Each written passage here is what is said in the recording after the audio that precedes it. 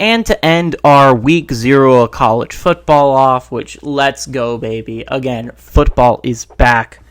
We got at 7:30 Stanford, who went 3-9 last year, traveling to Hawaii, went 5-7. What a banger of a football game to start off the season.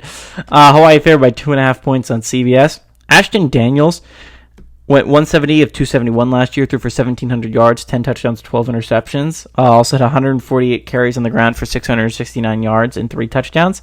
Alec Manor had 63 catches for 831 yards and 6 touchdowns.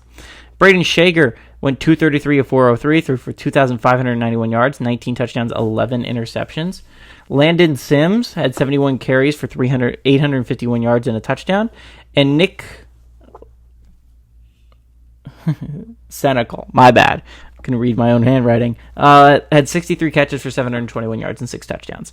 Stanford is 4-0 all-time against Hawaii from 1946 to 2023.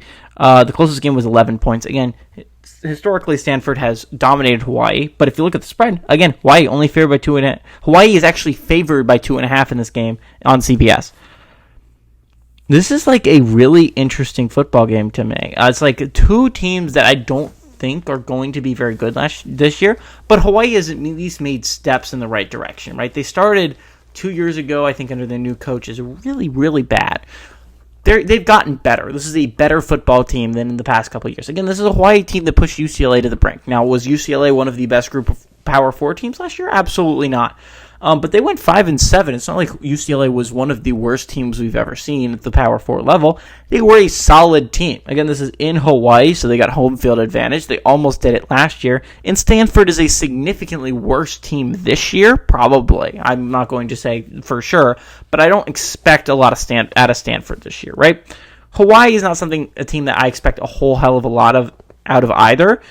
But again, if they could push UCLA to the brink, then I don't know why they can't do it to Stanford, who's bringing back almost no one good from a team that went 3-9 last year. I think this is a team that could absolutely be the worst team in the ACC this year. I think they were last year. I think they won one conference game, which was a weird one to Louisville. What are you doing, Louisville? How do you lose that?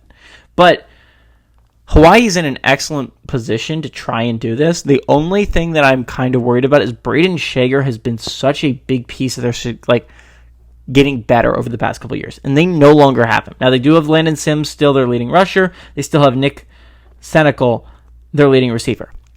That's big to return both of those for the brand new quarterback, but if you're telling me I don't have an experienced veteran quarterback leading this group of 5 team that hasn't been all that good these past couple of years, I don't know how you can look me in the eye and tell me Hawaii should win this game, and by 2.5 points, right?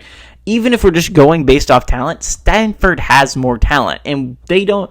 And while Hawaii does have veteran leaders coming back, and their running back and their leading receiver, they don't have that quarterback that I would love to see if I wanted to pick this upset. And trust me, I'll go insane later on week 1 picks, and I know I've been kind of picking all the favorites so far. I know it's going to be boring.